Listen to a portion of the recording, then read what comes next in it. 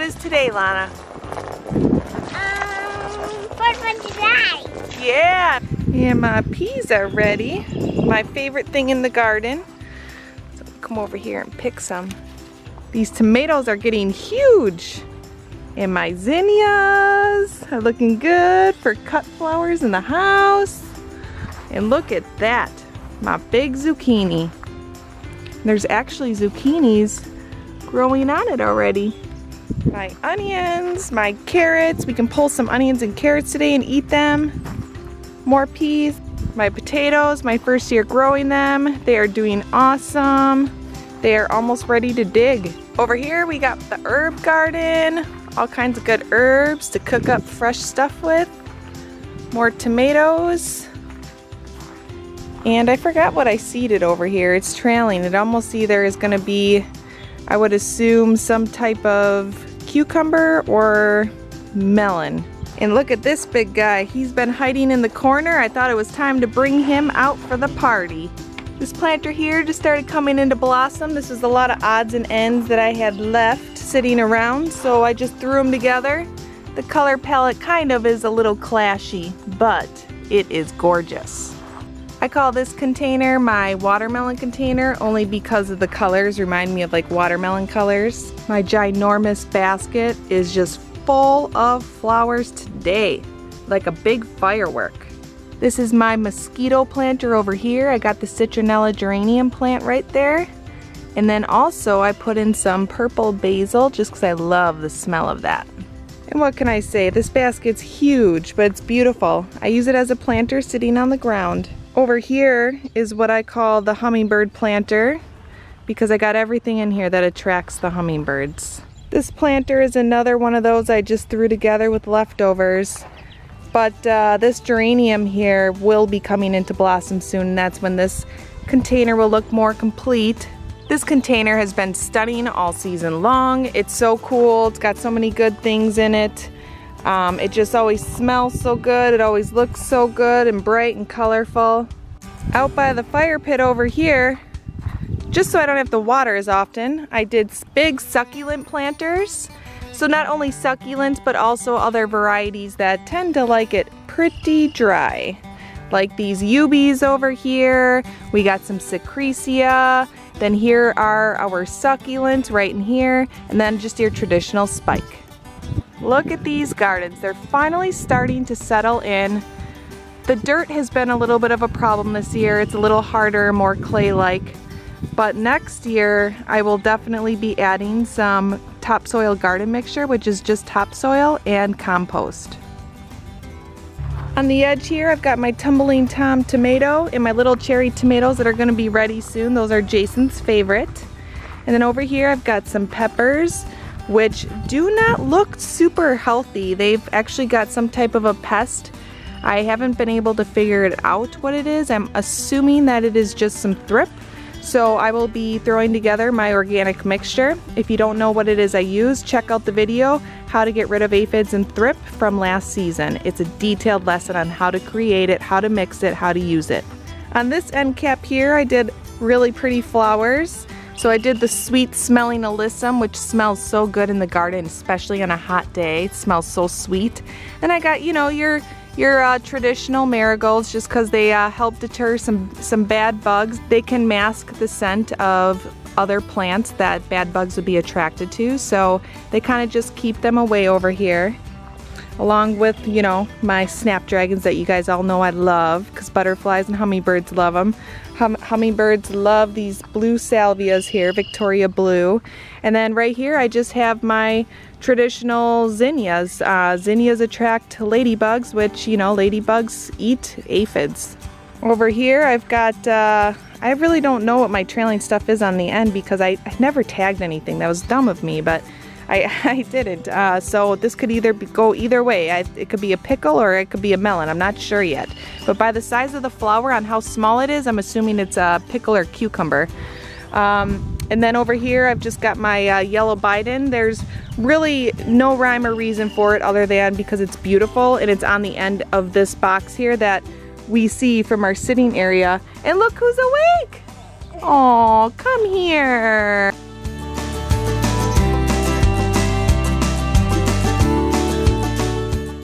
Alright, now that I got the little one all settled in with Daddy, I can continue here. So as you can see, these right here, this is not any type of kale or cabbage or anything. This is what everybody calls flowering kale. It's a beautiful stunner in the garden. As it gets cooler, it just gets more and more vibrant purple in that center there. You see this is more of a fall flowering flower, used in a lot of window boxes and containers along with mums. Here we go, we got some more tomatoes over here. And then over here are my Brussels. So they're kind of coming along. If you can see, there's very, very, very tiny little Brussels just kind of starting. As these continue to grow up, they'll continue to keep getting taller and taller, and then the Brussels grow right along that stalk right there. And the stalk actually ends up getting pretty hard and kind of hard to cut, but you know, those homegrown Brussels, there's nothing like it. So over here then too, my idiot self did not tag these guys either. I just went ahead and seeded. I didn't have you know, a ton of time because I was watching the kids that day too, so I just went ahead and got things seeded and planted that day. So I'm unsure what this is right here either, so that'll be a surprise for you and me. And in here too, I just separate all of my vegetables in my garden with flowering annuals. That way it's beautiful. And then in here I just have some little grasses. This is a different type of millet grass, and it gets the little plume, which is starting to pop up right there, and the birds tend to really like that. That's why I add these in here, because we are nerd bird watchers. And then here is some Biden in there. It's getting kind of covered. I have to kind of go through my gardens. I'm going to show you guys how to do that too. You want to start controlling your garden so nothing gets overtaken and everything looks really cleaned up and perfect. And your gardens don't have to be perfect, but if you know me at all, you know I'm a perfectionist when it comes to my gardens, and I'll show you how to do that as well. Uh-oh, potty time.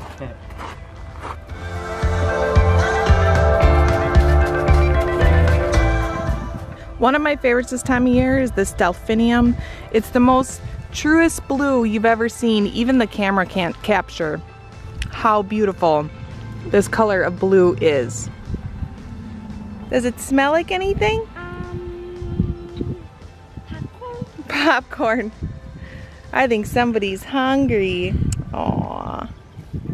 No. No, nothing? Play-Doh. Play-Doh. Just like Play-Doh. Smell it. It smells like Play-Doh. It kind of does, doesn't it? Yeah. This is upsetting. It looks like an animal came in here and jumped right on top of this delphinium, so this one's done for the season. But good thing delphiniums are perennials here in our zone. Zones 3 through 5. Sometimes 6. Zone 6 is tolerable if it's next to the house, but otherwise that's pretty much stretching it for our zones and our weather here. So over here I have all of my big raspberry patch here. What's really cool is we did a path kind of going around it, so that way we can get to it even during the muddy times, because it's so muddy right in here, because there's a big waterway right here. This year everything kind of just multiplied in here. Every year these raspberries will continue to multiply, and hopefully this year is our year to get a good harvest of raspberries. We'll see. In the garden right here then, you see I have corn. This is just Indian corn, and there's no other purpose for it here other than just so it looks cool once fall time comes. This is the phase 2 gardens. Over in here I have some pickles coming. Like I said, the soil isn't the best over here, so we're just really babying what's in here and hoping that something comes of it. If it doesn't, you know, it's not the end of the world. Over here we've got a couple little pumpkins and then some sunflowers right in here. Over here once again is some Indian corn. That's just so we have a really pretty couple rows of corn in here. This is probably the best looking garden in this area. We've got our head lettuce, some tomatoes and different peppers. This is what I call my salsa garden, because we have the lettuce and the hot peppers and the cilantro right here, and the good tomatoes. So we're all set to make some salsa and then top it off with little lettuce and some taco meat. Here are some melons. These are the sunshine melons, so they're a new type of variety that I am trying out this year. Over here we have some more pickles. We try to grow quite a few pickles just 'cause those are the one thing that I really like to can and that we really eat a lot of. Over here is the valerian root that I talked to you guys about early on in the season. You have to wait 2 years. It's a perennial here, so it comes back every year. You have to wait 2 years, and then once 2 years comes about, you harvest the root, and that then is used as a stress reliever in teas. It's an all-natural stress reliever. Over here are more zucchinis. One plant is plenty for us to eat fresh off of a zucchini, but we like to grow extra because we also like to freeze it. Then I use it during the winter for our zucchini pizza. And then once you come on over here, we've got some melons, and then we've got some spaghetti squash in the back, and then over here is some broom corn. It's my first year trying out broom corn. It's supposed to get a really pretty top, so we'll see. And then we got some more sunflowers right here. These over here are my new strawberry patches. We now got rid of my old strawberry patch. It got overtaken with weeds since it was right over there and it's so close to that waterway, there was no way of controlling it. So we decided to contain our strawberry patches in these areas so that way I would be able to manage the weeds a lot better, because I don't put anything down to get rid of weeds. I actually just use my hands to get rid of those weeds, so that way we have no chemicals, and then that way the girls can just come on in here and start eating and find their little berries. These berries here are everbearing, which means they produce all season long as you keep picking them. And then the rest of the strawberries here and here are June bearing, so they're only gonna produce once in June, but they produce a huge harvest. And then once they're done, they're done. This right here is one plant, and as you can see, they send out all of these little shoots. Every single little shoot here that it sends out is going to be a whole new strawberry plant. That's why you don't need a ton of strawberry plants to start a strawberry patch, because after 2 to 3 years, your patch will fill in. In this strawberry patch, only a few strawberries came on the side, so I had quite a lot of space, even though they're shooting out and gonna be creating more. Just for this season, since I did have a little bit of extra space, I did just a couple herbs. So I did some garlic chives, my spicy basil, which is amazing, you guys. It's the flavor of basil, but it's spicy, so it's really good with like chickens and meats and things that you need to just kick it up that bit. Okay, and then over here's my parsley. I like that to get big. As it gets big, I cut it off and I actually put it in a Ziploc and freeze it, and it's perfect for anytime I'm making an Italian dinner or even for soups. And then of course my lemon basil over here. I love lemon basil. It's perfect for that, the chickens and everything like that. In the middle, as you see, I just got the typical millet grass. The only reason for those is to attract more birds in this area. This has become like an aviary in here. Now that they have the plumes on the top here, the little finches, they come and they actually land right on the millet and they just eat. They eat all of the seeds, so it's pretty cool to see. Over here I've got broccoli, and then separated with millet in the middle. You know my reason for that, since I just told you. Over here I have my new variety that I've never tried. It's not a new variety, but it's my first time growing it, and it's the Mexican gherkin. It actually ends up looking like a little mini melon, but it's a cucumber and it's supposed to have a unique taste to it, so I've never tried it. I'm gonna try it this year, so I'm excited. Over here I've got some cauliflower. I also have a new variety of cauliflower I'm trying this year. It's called Veronica. It's a green head. We'll see what that tastes like.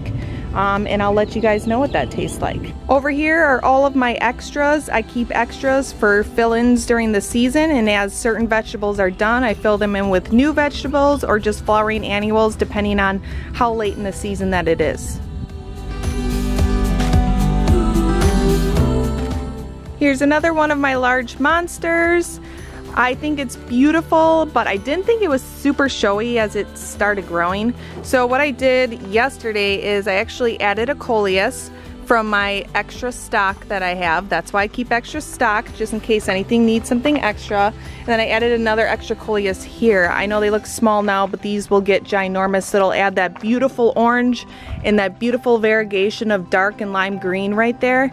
And that'll be beautiful even through fall. And then over here, I actually added an extra potato vine because as you see, that's vining.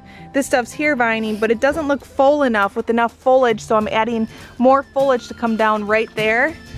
And I added one on this side to have more foliage coming down right here then. These here are just my front entry planters right by my front steps here. They're very simply done. This is my front door planter over here. It's a lot shadier over here, so I do more of a shade combination. Here is a container that I grew, and I just over here wanted something simple, so I just did 2 different varieties of the potato vine, the dark leaf and the lime green. I made sure that it was the marguerite and the black heart. Those are the most vigorous, and then I just added in just a little bit of lantana just to add a little touch of extra color. Now over here are my humongous window boxes. What really spices this entire window box up are the things that don't cost as much, like a wave petunia and a simple seeded annual like the blue Victoria or the seed geraniums or these zinnias here. All of that stuff there has like really kicked it up, but then you got that beautiful scaevola coming off the end there. These have been just gorgeous this year. Over here I have extra plants. For those of you that don't know, I also design homes. And one of the homes that I designed this year is getting ready to be put into the parade of homes. So I kept these flowers here because I'm going to do beautiful window boxes on that house. And I'm going to do these reds because they say that, you know what, red sells a house. So I guess we'll see. Here are my Indian corn planters. I do Indian corn planters because that way then I don't have to cut and bundle and find a way to get them to stay up on the house. As these grow, I keep tying them so that way they don't fall over, snap, and break.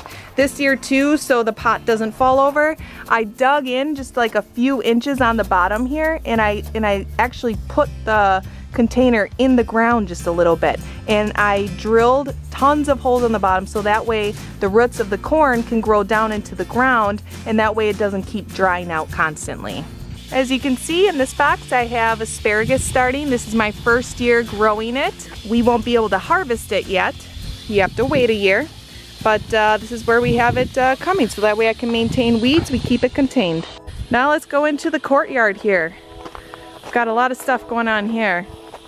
So this is one of my big planters. And I did a lot of things that attract birds, and especially the millet, because we got a bird feeder here. Birds love this and butterflies love it because of the heliotrope. It smells so sweet. They love to land on that.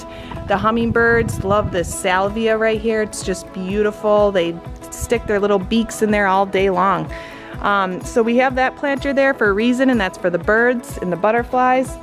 Over here, I have little mini window boxes, and it gets so sunny over here and so hot because of the dark siding that nothing tends to grow super well here except for these guys. Moss roses, a very, very inexpensive but colorful, beautiful option. Here's a beautiful basket. This one can take full sun to part shade, whichever you got, and it gets a lot of both. Here's one of my big shade planters. Because it's shadier, it doesn't grow as fast, even though just lately it's been taking off, and I try to keep this one a lot more dry. I've only watered this planter twice since I planted it over a month ago because it's in the shade, so it stays wet a lot longer and it doesn't dry out as fast, so you don't want to just keep watering it. And I've only fertilized it once, so the next time that I water it, which it actually looks like it might need water now, I put my finger in there to check it. Ooh, yeah, that's starting to feel kind of dry. So you know what? I think today's its lucky day to get watered, but not only get watered, it's gonna get fertilized. Over here is just another shade planter. It's kind of simple. It's been taking a really long time to take off because this is true shade over here. I mean true shade. It hardly ever gets any sun. So over here next year, I think what I would do differently, right here I've got the double impatient. I think that guy needs just a little bit more sun to get those blossoms on there, so I won't add that next year. What I'm gonna add in here next year are tuberous begonias, because then they blossom, but they can really take that full shade. So that's the only thing I'm gonna switch out next year. Instead of that double impatient, even though the double impatient is gorgeous, without flowers, it's boring. And I just got my little geraniums in a box, just for fun. And we got our little succulents. I've been growing lots of succulents. I've got more in the house. The next projects that Jason and I are taking on is landscaping this tree area here. So that way it gives it more of like a completed corner there, since that's the end of the Garden Oasis. And then we'll continue the pathway. I want to continue it all the way up to the playhouse. The playhouse is the other area that we will be taking on to landscape within the next few weeks. And that concludes our tour of the gardens today. Now it's time to go and have some fun, right, Selah? Well, she's got her eye on the prize, and that prize is her swimsuit.